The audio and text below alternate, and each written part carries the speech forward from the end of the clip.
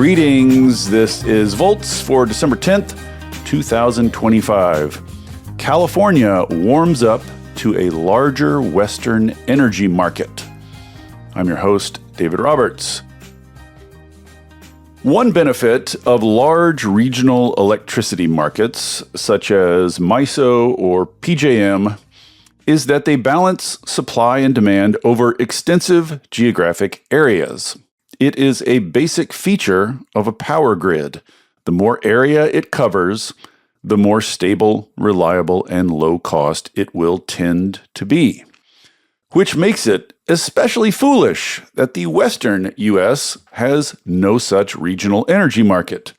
Instead, it consists of 38 separate balancing authorities, each responsible for balancing supply and demand within their own territories. It is obvious, just based on first principles, that linking up all these little fiefdoms into a larger regional market would smooth out fluctuations in supply and demand and reduce average prices. That's why people have been talking about it forever. I think the first time I wrote about it was in June of 2016, when I called it a no-brainer. But as obvious as the benefits are in the abstract, the political and practical specifics have proven devilishly difficult. I wrote about the subject again in 2018 when they were still discussing it. And then I did a podcast on it in 2023 when they were still discussing it. Now, something has finally happened.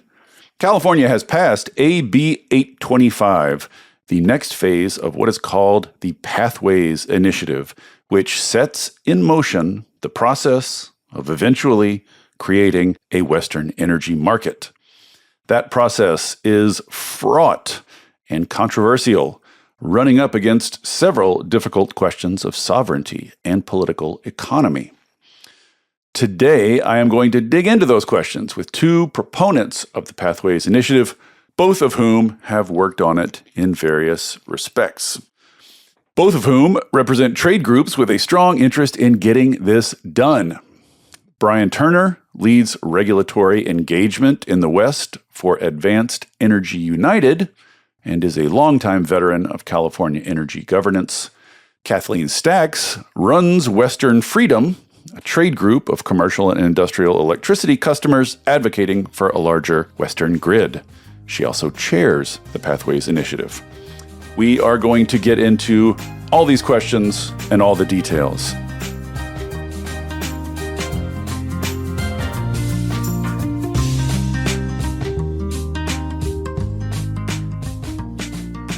With no further ado, Brian Turner, Kathleen Stacks, welcome to Volts. Thank you so much for coming.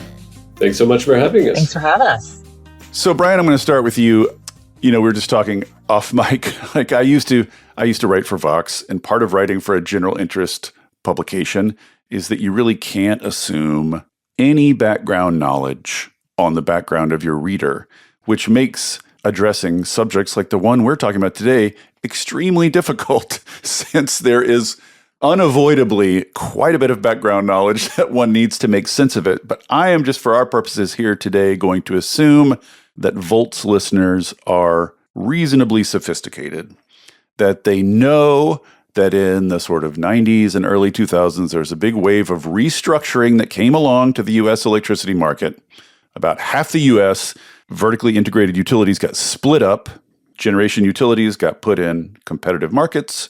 Distribution utilities bought electricity from those markets and served customers. And then the two sort of big areas of the country that did not get restructured and that thus do not have those big regional energy markets are the Southeast and the West. So the West has no big regional energy market. I was going to ask you to talk about the history, but then I realized there's so much, so maybe I'll just let you pick where you want to start, but maybe the last 10 years of the history of this effort to stitch together a market in the West. Sure. So two things I want to say is go back a little bit further, and the efforts to stitch. This is a story about markets. This is also a story about the West. And markets make prices more efficient. You can find lower cost prices, and sellers have more buyers for their goods. Same about electricity, only electricity, you have to do it in the instant that electricity is generated. You have to buy a buyer and deliver it to them. So that makes it a unique commodity. But it's also a story about the West, because the West has a variety of resources and loads. And that diversity of loads and resources is really where the benefits come from. But that's been recognized for a long time. And I like to talk about, for instance, the Pacific Intertie, where you created these massive transmission lines from Washington through Oregon down to California. And it shares hydropower in the summer when California has more need for power.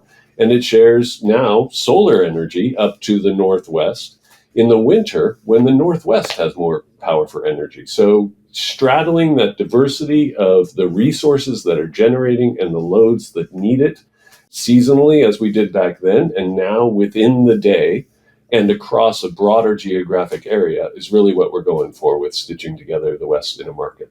Now, going back 10 years, and 10 years is a great time frame to choose because that's when we were setting up the Western energy imbalance market. And that is really the seed of the idea that has become Pathways, because creating the energy imbalance market, which really just means a real-time market, trading power 15 minutes and 5 minutes in advance, takes one small slice of what they do in the Eastern RTOs. But the Eastern RTOs are a whole bundle of services and markets. This takes one small slice, the real-time market. But we created it in 2010, 2011, 2012, because there has been a long-standing skepticism about markets and about governance of markets, which we're going to dive a lot into today. So the idea was, let's take it one piece at a time.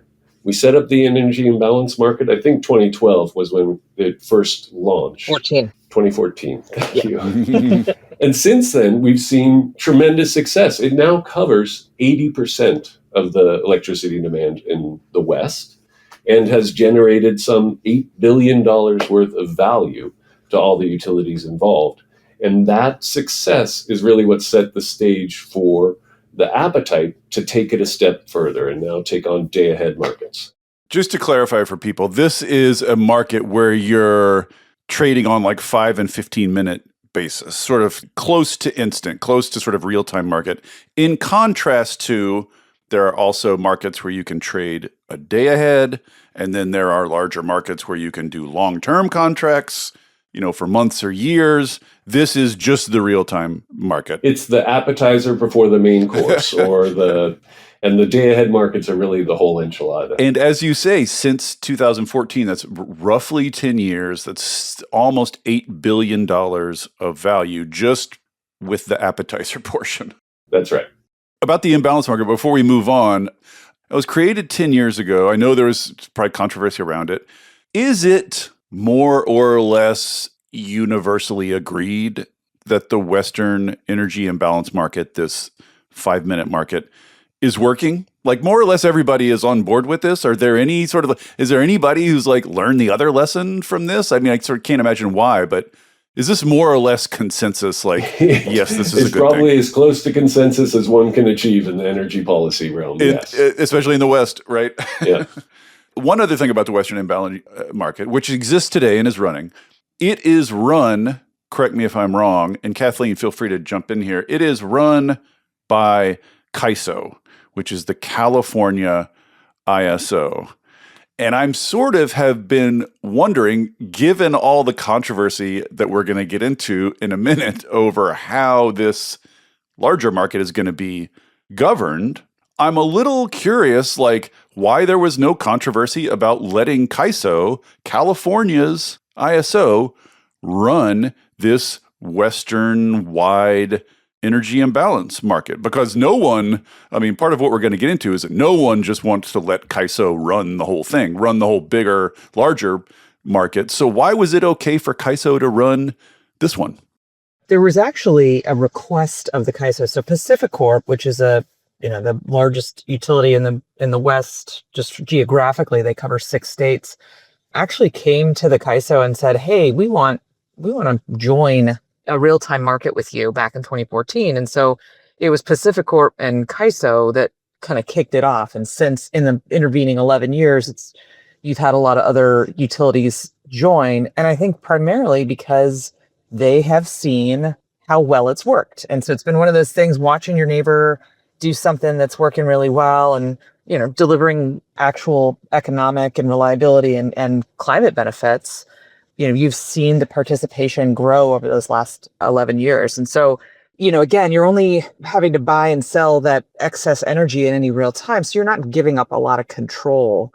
And so now we're looking at this day ahead market where it's gonna enable more planning. It does give up a little bit more control over sort of the dispatch of things.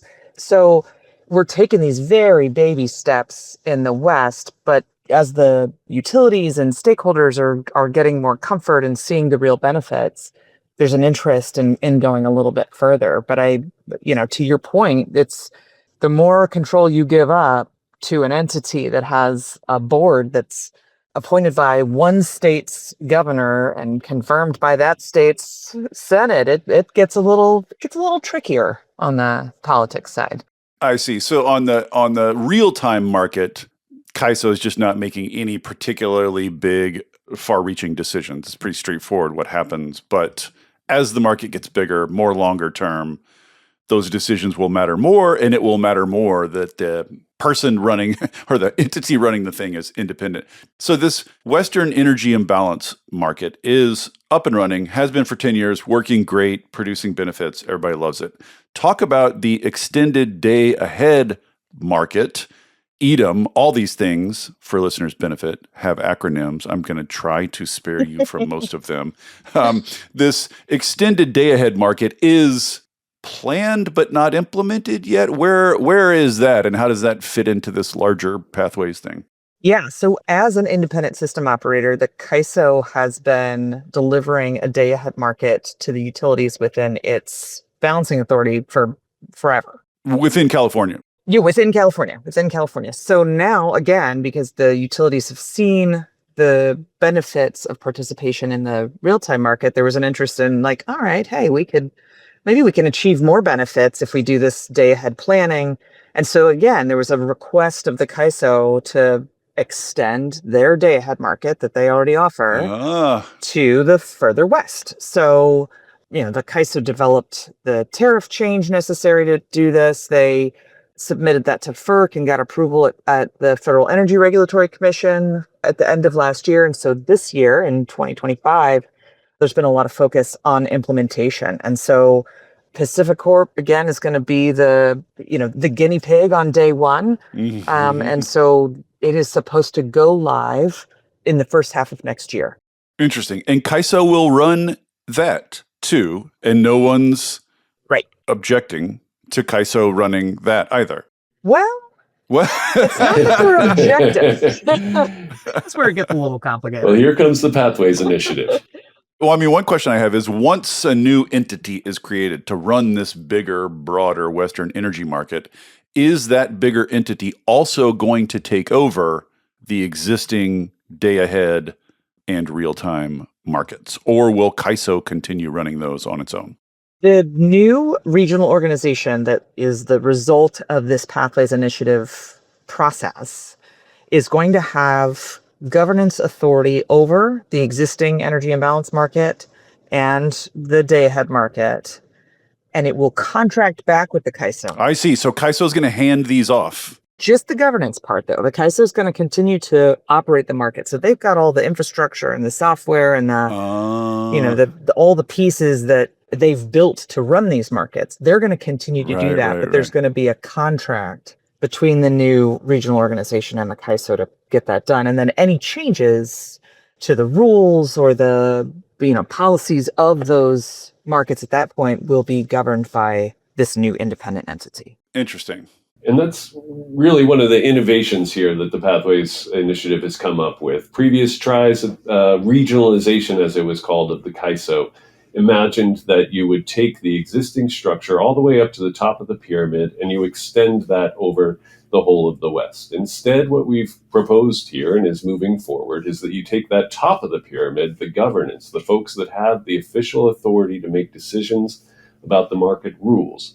And you take that off and you put it in a new place somewhere hovering over the whole of the West, and you have Western stakeholders appoint that board to have the authority over the markets. But the rest of the pyramid, the actual structure for running the markets, remains at CAISO, an experienced grid operator, established markets.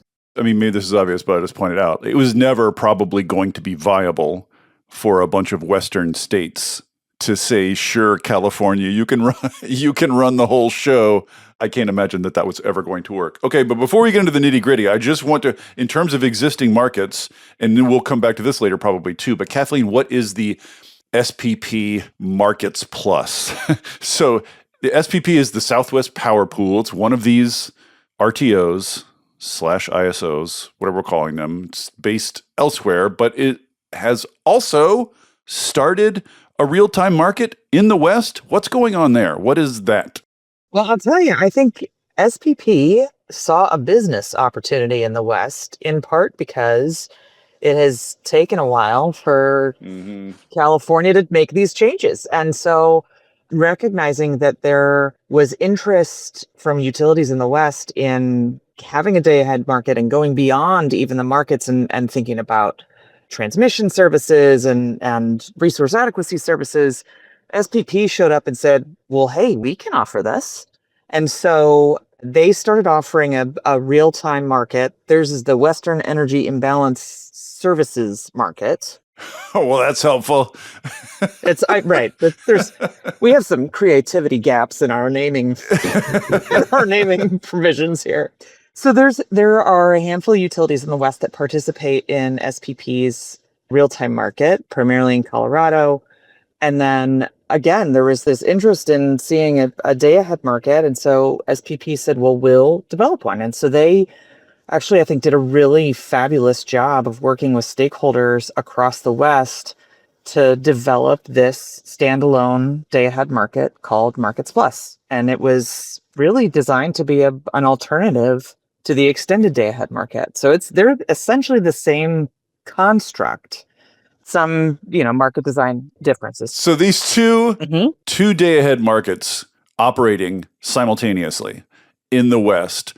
Now, as a particular entity or utility, you can't participate in both, right? So people have to choose which one of these markets they participate in, yes? That's correct. Absolutely. I mean, what do I know? But just intuitively, that doesn't seem to make much sense to run two simultaneous day-ahead electricity markets in the same region with different participants participating in different ones. But we'll return to that in a minute. Just putting it out there that the Southwest Power Pool is also trying to organize markets in this region. Okay, so let's just talk about what the bill says briefly. It envisions a 3-step process. Maybe, Brian, you can just run us through what are those 3 envisioned steps.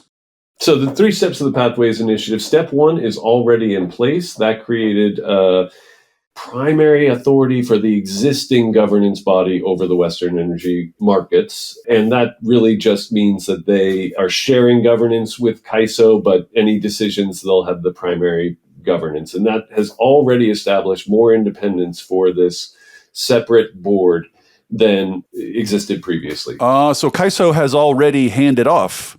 That's right. Governance of these 2 existing markets. Not completely, but the Western energy markets governing body has the first say on the rules for the markets currently. What we're moving towards in step 2 is they will have the only say. There's special rules under the Federal Energy Regulatory Commission. When you put forward new rules for their approval, only one person gets to say what those rules should be in the first instance, and that's now going to reside with the new regional organization. And that's just over the energy imbalance market and the day-ahead market. Step 3 is really exciting, and we should get into more discussion. That is for the future, the development of other market services and planning functions, balancing authority functions that could reside under the governance platform, basically, of the regional organization. It becomes a durable, trusted governance framework that can support a variety of market services all the way up to the full suite of services offered by a traditional RTO, only in an a la carte menu or a kind of pie slice, as I described it earlier. Okay, there's a lot there. So first off, this new thing that's being created is called the Regional Organization Western Energy. ROWE is the new ROWE is the new acronym. Because we're all rowing in the same direction. There you was that retrofitted on, or did somebody actually think of that before? Yeah, I figured. So ROWE is going to first take over the real-time market, or is taking over, in the midst of taking over the real-time market and the day-ahead market, going to fully take over those. And then it's going to slowly grow up and be a big boy RTO like the other RTOs. So I have two questions about. One is, you say we have this real-time market and the day-ahead market, and you say then there's this suite of other things, services, that come along with being a real grown-up RTO. Other than the real-time and the day-ahead market, what are the other buckets of things that RTOs do for their members? All right, this is deep in the wonky weeds, but one is ancillary services, it's called, which is really just the things the grid needs to keep it at that 60 hertz frequency and frequency voltage regulation. Voltage and ramping and those kind of services. Right. So then there would be balancing authority consolidation, where you have the market operator become the grid operator. Actually, yeah, I kind of thought that was the core. That's kind of the core thing, the big enchilada for sure. But that is a level of commitment that utilities in the West have historically been unwilling to do. But there may be some that consider doing that as we move forward and as trust is developed. You could also peel off transmission planning as a service that could be coordinated by a central entity. Interconnection planning and studies, etc. That could be one that was taken on. So those are the kind of things that would be the full range of services. So, Kathleen, what does it mean for the ROWE RTO to be, in contrast to other RTOs, a la carte? What in the world does that mean? Yeah. What will that mean, practically speaking? Well, it remains to be seen, because it's, to your point, it's not how anything else works in this country. So, we really set this up to be able to offer voluntary services. That was a really critical component of the recommendation that we developed. It was a critical part of our conversation with California legislators, and is a really important piece for utilities across the West. Because as Brian said, not everybody's quite ready to give up control to anyone, really, in the West. It does kind of seem like this whole thing has been built around this being a group of kind of nervous Nellies who are very touchy about their independence. Like, all of this is kind of designed for little baby steps, all voluntary. Everybody's building trust as we go. This is all very slow and careful. Yes. Rugged individualism, I think, rather than nervous Nellies. There you go. That's a better way to put it. So it's as utilities kind of get together and say, well, we maybe this day-ahead market's working well. We want this thing to oversee all the services that Brian just explained.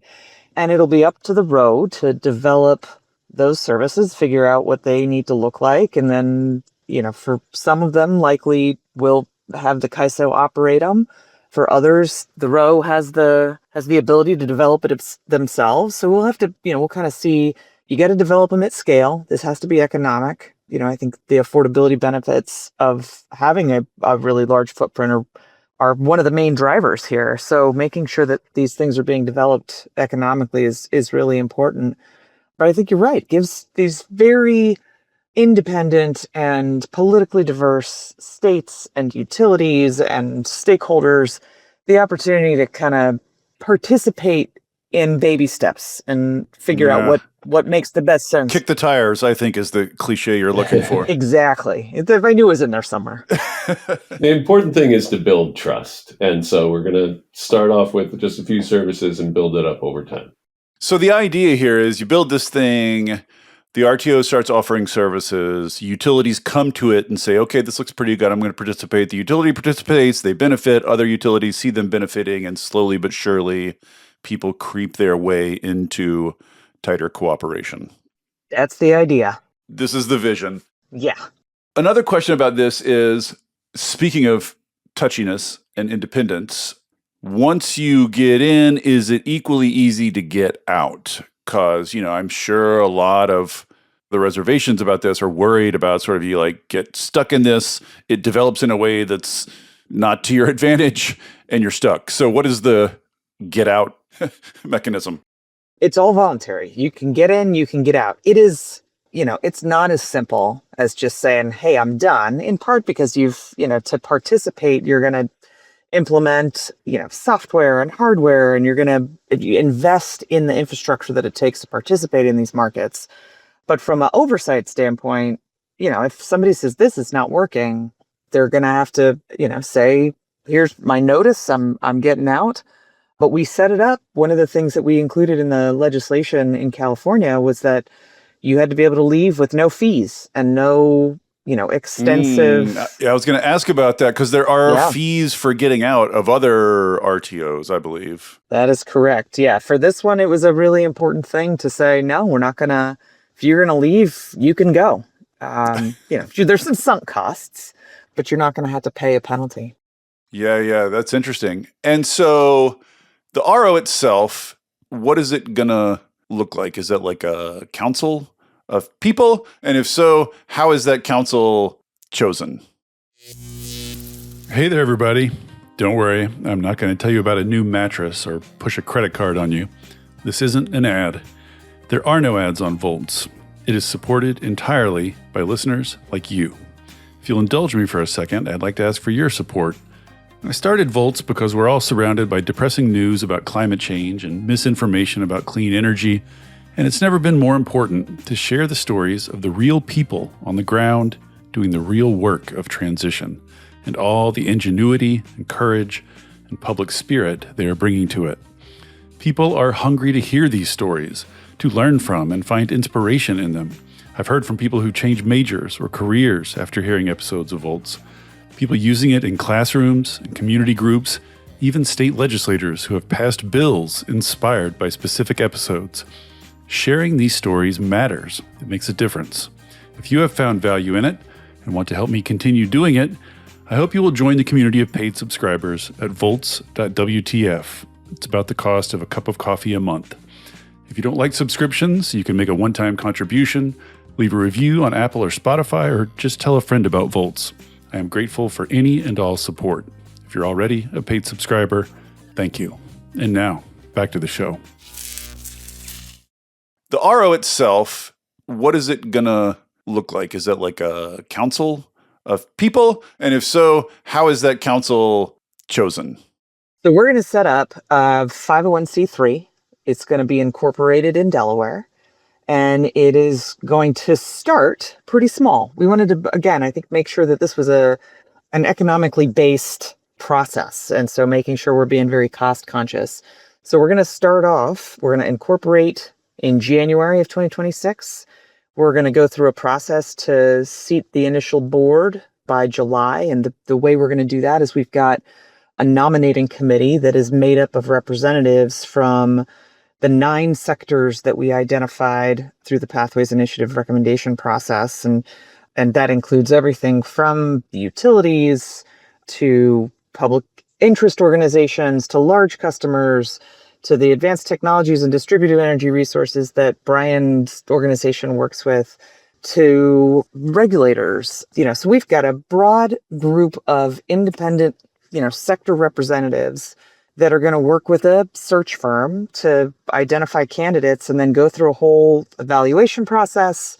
Ultimately, the launch committee, which is the group of representatives and volunteers, I sometimes refer to us as suckers, who spent a lot of time developing this proposal over the last couple of years, will have the final say and say, yes, this is the group of folks that we want to run this thing. And the idea is we'll get them seated in July of 2026, and then we'll have that independent structure set up.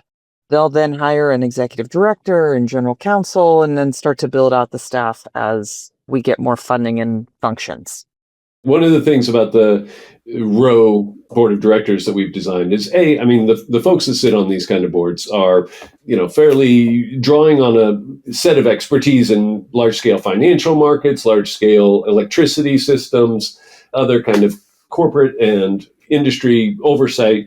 One of the innovations that we put forward in the pathways is that you're also looking for folks with significant public policy expertise, and that might be retired politicians or folks from environmental or labor organizations, but folks with that significant public policy expertise. And that's one of the ways that the Pathways Initiative has integrated public policy criteria in multiple stages and levels of the organization. And it starts at the top with that board of directors. Well, let's say just a little bit more about that. What you mean by integrating public policy, just like you want the public good to have a voice in this, not just technocrats. Exactly. Public interest and state interest. And that's one of the critiques you see a lot in the Eastern RTOs, is that the state policymakers feel like they are locked out of the process. And we've really sought to address that here. So, for instance, the board of directors will have a public policy committee that is charged in the bylaws of the organization with going out to state policymakers and the federal power marketing administrations like Bonneville or the Western Area Power Administration and public power, and going out to those organizations and checking in on proposed rule changes to see that they do not conflict with state policy goals. But does that committee have any statutory power? Can it veto anything? Do you know what I mean? Like, is it more than advisory? It is more than advisor. It is a committee of the board of directors. So it is charged in the bylaws of this organization, which is the governing documents for the regional organization. It is charged with coming back to the board, and these are voting members of the board, and bringing that perspective from the states to ensure that that's considered and that what the board of directors is doing, the ROWE is doing, is not conflicting with state policy. Elsewhere in the bylaws of the organization, it directs the board to respect state policy. And then we've got the stakeholder process. That is what will develop the policies, what develops the rules that the board would be voting on. That also is charged with having a fast lane, basically, for state policy needs that are brought forward for it to deal with. Well, let me ask you this then, because this is one of my basic questions about the whole thing is, once all the Western states are involved, you're going to have states like California, which have very aggressive clean energy goals, very aggressive decarbonization goals, etc. And you're going to have some other states, your Wyomings, your Utahs, your what have yous, that do not have aggressive decarbonization goals, might even say are politically inclined in the opposite direction. And so I've kind of been wondering, what possible policy could the RO make that isn't in conflict with either one or the other of those? Do you know what I mean? Like, it's kind of hard for me to imagine what is the common denominator policy for a bunch of states that are so wildly politically different. Well, let me try my answer and see if Kathleen has a different one. Mine would be the principle that's intertwined here is respect for state policy. So in this case, it is if California says it doesn't want to buy a certain type of emission level, in fact, they just have a price that says if you sell high carbon energy into our state, you need to pay this extra price. Then the ROWE is going to make accommodations to make sure that California's policy of buying what kind of electricity it wants is respected and facilitated by the market. And if Wyoming, in this case, or another state, wants to have its rules about how electricity is bought and sold in that state, that should be respected and facilitated, accommodated. But Wyoming isn't going to say, we want the ROWE to make California buy our energy. It's about that you can't force your policy on another state. Hang on now, Brian. Was it Wyoming or Utah? Who was it? They literally sued adjoining states because adjoining states were not consuming their coal. Like, I can 100% imagine Republicans in Utah or Wyoming demanding that the ROWE force California to consume their coal. I mean, maybe the ROWE would turn them down, but that doesn't seem like out of the realm of possibility to me. Yeah, I think the scenario you're describing is one in which some interests are saying we want to dismantle another state's policies. And by the structure that we've outlined, that would not fly. Kathleen, do you have any other perspective on that particular question? How to harmonize the interests of wildly different states, basically. Well, I think this fundamentally comes down to the markets and the economics. And the RO is not designed to be a policy institution. It's designed to oversee the markets. And ultimately, the market is designed to dispatch the lowest cost resource first. And so, if coal's a more expensive resource and you've got a, equal amount of solar and coal and you don't need the total, you're going to dispatch that solar first because it's cheaper. And so at the end of the day, this really, I think we have to keep bringing it back to the economics. That's actually one of the things, I think, both the respect for individual state energy policies and the ability to set and enforce whatever they want to do, and the fundamental economics, those are some of the unifying aspects of this work. That's how you get Idaho and Oregon to the table together, you're seeing economic benefits for customers no matter where they live. And I think that's what's really important in the way these markets are designed. Well, I'll just say that there are Republican lawmakers in this country, in states with customers who are benefiting from clean energy, who are nonetheless trying to destroy that clean energy. Like, that is true. Witness Texas, I worry that if Utah lawmakers find out that solar is cheaper, and if they get involved in a wider regional market, they're going to get stuck buying solar. Will the cheapness attract them, or will the solar repel them? I don't know that it's obvious to me which of those will prevail. I'll tell you, I think there's been enough conversations about affordability that it is going to be a real hard thing for a lawmaker to push something that's ultimately going to continue to drive up costs if we shine the right lights on those things. So I think I agree, there's some challenging conversations about your preferred generation and your preferred energy source. But at some point, the voters are going to feel the pain of more expensive everything. And affordability seems to be one of those things that can bring a little bit of common sense back into some of these conversations. You sweet hopeful. What is it? Sweet summer child. Perhaps reason will prevail. We got to have hope and dreams, right? Well, let's talk about another fear or sort of objection that people have brought up, which is FERC, the Federal Energy Regulatory Commission. If you have an interstate commerce, which obviously a regional market would, you have FERC authority, FERC oversight. And in this case, you will have Trump's FERC oversighting you, which is a very different thing, I think, than any previous FERC. It's a different kind of consideration than it would have been under, I think, any previous president. So I think the concern here is right now, obviously FERC has some, regulatory oversight over CAISO, but what it can't make CAISO do is subsidize coal and gas plants that are under threat of retiring, for the simple reason that there are none in CAISO. If they join a regional grid, if California joins a regional grid, then they come under closer FERC governance. And the worry here is that FERC is trying to rig basically coal and gas subsidies through the rules that govern these wholesale markets, basically. So the worry here is that if you put yourself under greater control of Trump's FERC, he's going to screw your state clean energy policies. Just curious, Brian, what you make of that reservation. Well, I recognize the concern. It's one we're hearing a lot. The voluntary nature of the market, the ease of exit, not painless, but completely voluntary. You can leave at any time if something like that were to occur, is one answer to it. The specific that you mentioned about keeping coal plants open, that is a function of DOE's authority and not FERC now, but it's also related to FERC in the capacity market construct. And that is not one of the, when I went through those market services that we're thinking might be eventually offered under the ROWE, Yes. that is not one of them.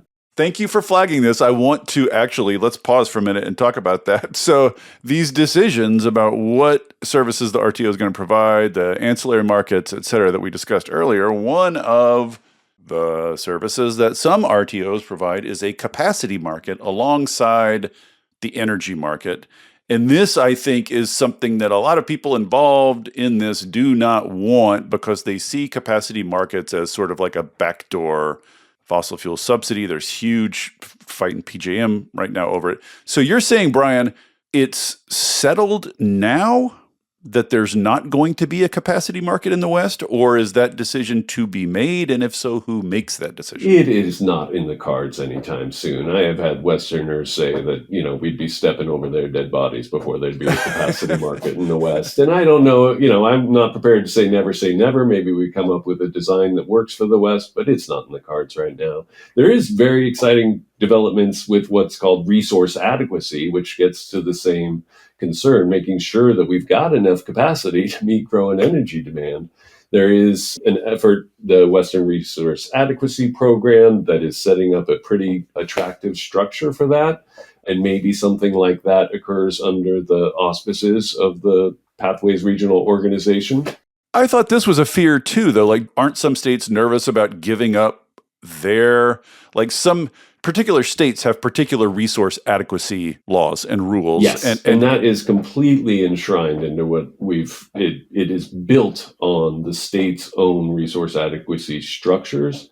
What the WRAP does, the Western Resource Adequacy Program, or what's currently under the CAISO-EDAM structure and what might one day be built under the regional organization, is another one of these voluntary coordination structures. So you'd have state utilities and policymakers retaining their decision on what resources they think should be built, but determining that as a region, we've got enough to serve growing energy demand, does need these cooperative structures that are voluntary, incremental, et cetera. Got it. And so is your sort of take that there just isn't like a lever for FERC to pull here to do any of these shenanigans? Like, do you think, do you worry at all about, just one thing I just put out there is just like past performance is no guarantee of future or whatever they say. Like, yeah. It's hard to predict what Trump. Yeah, here's what I'll say. Like you, I am racking my brains into what could be the pitfalls here. And the avenues that I see are not terribly attractive. So that's one. And then number two, there is the political benefits of teaming up with a wider array of states who see the economic benefits, urgency of having a market to provide lower cost power for all concerned and the growing demand in the West. And then the third one, the last resort, is that it's relatively easy to leave if you see some trouble from federal intervention. Just to jump in here too, I think there's a couple of things that are really important about this too. The creation of this new regional organization, and we had a lot of conversations about this throughout the course of the legislative session in California this last year.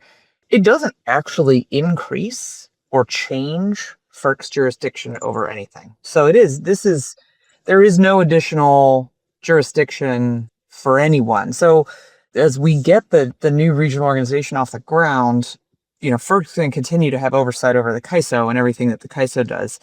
And the other kind of piece of this too is the timing. So we're going to incorporate this new organization in January, but it won't actually have FERC oversight until we get the tariff change filed. And that is going to take a little bit of time. Right now, we're looking at probably January of 2028 as the time frame for the new regional organization to have all of its actual authority over these markets. And so that's because it takes a change to the CAISO's tariff to move that governance over to the new organization. So we got to go through the whole stakeholder process.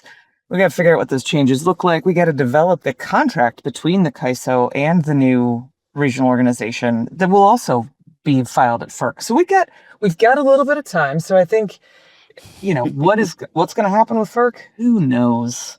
Who knows? Truly, assuming we're still having elections, perhaps it could be a different president's FERC by the time this all happens. Yeah. Or FERC could be destroyed, or we could all be living in nuclear ruins. Who knows? So many possibilities. So many.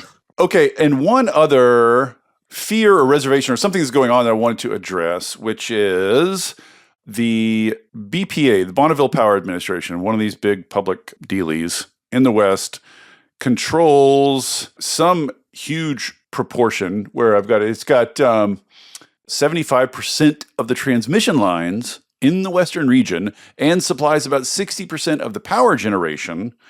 And they have decided, the BPA has decided to go with the Southwest Power Pool's Markets Plus day-ahead market rather than the day-ahead market we're talking about run by CAISO, the one that's going to evolve into the ROWE. And this is, I think, it's fair to say, a kind of a blow to the whole effort, since Bonneville is a huge piece of it. And so, like, there's been this Brattle study, for instance, on the benefits of doing this. And it's like, if Bonneville's involved, it's like $700 million a year. It's going to save California $700 million a year. But that drops to about $300 million a year if Bonneville's not involved. So I guess I'm curious from both of you, how big of a blow do you think that is? Is that reversible? Like, can BPA pull out of the one and join the other? Are people trying to persuade it to do that? What's going on with BPA? There's a lot going on. Go ahead, Brian. Well, this is a crazy story. I love this story. You mentioned the loss of benefits to the region with Bonneville going with a different market. The loss to the Bonneville region itself, by their own studies, totals about $200 million a year. And the loss to the broader Northwest region, if you extend that, is $400 million a year. You mean the loss relative to choosing the other day-ahead market? Relative to choosing EDAM, that's right. It's even a loss to the status quo. If they did nothing, they would save more money than if they went with Markets Well, Plus. what the F? Are you a Seattle City Light customer? That's going to cost you $20 million a year. Oh, super. Just starting in 2026 or 27. Why? That sounds like Why irrational are they behavior. doing it? The number one consistent reason they have cited over the years has been governance, has been this issue of the California government influence in the CAISO market. So we created the Pathways Initiative. It may have been a little bit late because Bonneville was already down that path. Their decision came out following our phase 2 proposal, but before the California legislation had passed. So it is a bit of a case of path determination, right? Were they already too far down that road? I think there is still time to reconsider. The other really important point to make is that the entire region is worse off substantially with two markets. There is the issue of seams. And when I say the word seams, you should think of a dark and stormy night, lightning coming down, the haunted house. It is a scary thing to think of the West being bifurcated, balkanized by these two markets. Every time you go from one market to another, you are dealing with a different system, different transmission constraints, different modeling and congestion and highly technical issues, but they add substantial costs. Soft costs on top of soft costs. Yeah. So Bonneville has got paranoid about California having too much governance or too much influence over this, jumped to the Southwest Power Pool day-ahead market where they now sit. Kathleen, do you see any prospect of luring them back? Is anyone talking about that? Like, it does seem like a bit of a disaster if you end up with a bifurcated market. Yeah, and actually there's a handful of things going on here, but one of the other things to note is the timing. So I mentioned earlier the extended day-ahead market goes live early next year. Markets Plus also has FERC approval, but does not go live until fall of 2027. So there's a little bit more time. So that's not up and running yet either. Nope. No, it is not. And Bonneville has actually said they are not planning to participate in Markets Plus or any day-ahead market until at least 2028. So their actual participation wouldn't be on day one of Markets Plus if that goes live when it's scheduled to. So there's some time. There's some time here. I also think, here we are talking about FERC and Trump administration. Bonneville is also a federal agency. Yes. And so there's some uncertainty with that just by virtue of sort of where it sits in the government structure. There are lots of efforts. In fact, there's a lawsuit challenging BPA's day-ahead market that was filed by some of the environmental organizations, but has seen amicus briefs from Seattle City Light and from the state of Washington and the state of Oregon. You've seen letters from the Senate delegation in Oregon and Washington, which is the primary footprint for BPA, saying, slow down. What are you guys doing?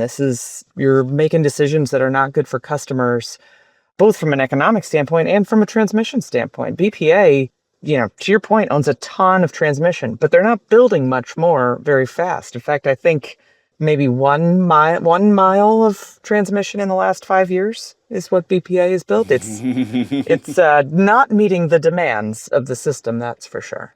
So there's a lot of people who are interested in seeing BPA revisit their decision and are working not even behind the scenes, but through all of the various forums that they can to put pressure on them to revisit, especially now that we've got this change in governance and the bill passed in California. There's a path forward to address those governance concerns. So there's nothing legal or regulatory or what have you to prevent BPA from simply deciding, oops, we made a mistake, we're actually joining the other market. We're joining this big Western market. There's nothing stopping them from changing their minds. Absolutely. Yeah, no, there's nothing binding at this point. Got it. So one of the final reservations I hear, especially from people in California, is roughly along the lines of this. They're like, your average ISO is like nothing to write home about. Basically, like, look at all the controversy around PJM. The criticism you get from a lot of sort of green-minded people is you create these organizations and theoretically there are pathways for all different kinds of stakeholders to have a say, but in reality, it's the generators and the utilities that have all the money and all the time to relentlessly lobby basically RTOs. And so RTOs sort of end up captured by utilities and generators and passing policies to favor them rather than, VPPs, et cetera. It's a lot of similar complaints about ISO New England, et cetera. And the whole thing about CAISO as an RTO is it sits in California. It's appointed by the governor. It's right proximate to the legislature and the California Energy Committee, and has basically been over time beaten into shape, into compliance, to where it's roughly governing according to California's other goals. And so Californians worry, we spent all this time getting our ISO in shape. Now we're going to surrender to another ISO over which we will have less influence. So just the normal dynamics of RTOs are going to take over, i.e. they're going to get captured by utilities and generators. So just that this is a more general point about RTOs. What do you think about that, Brian? Well, I love this question because you're hitting on the other half of the public policy and stakeholder interest. Earlier, we talked about how state policy interest is integrated into the board. Now let's talk about the stakeholders process, which is where the rules get developed. And what we've done here is, unlike in the Eastern RTOs, where in the majority of them, incumbent interests, they can exercise a near veto. Like an SPP, if you have the investor-owned utilities and the public power aligned in an idea, they can roll all other interests, independent power producers, public policy, what have you. They have 67% of the vote. They can move forward their proposals and veto any other proposals. Under the structure that we put forward, we've got seats for a variety of new interests, including public interest organizations per se, consumer advocates per se, distributed energy resources, a sector that I hold close to heart, major customers.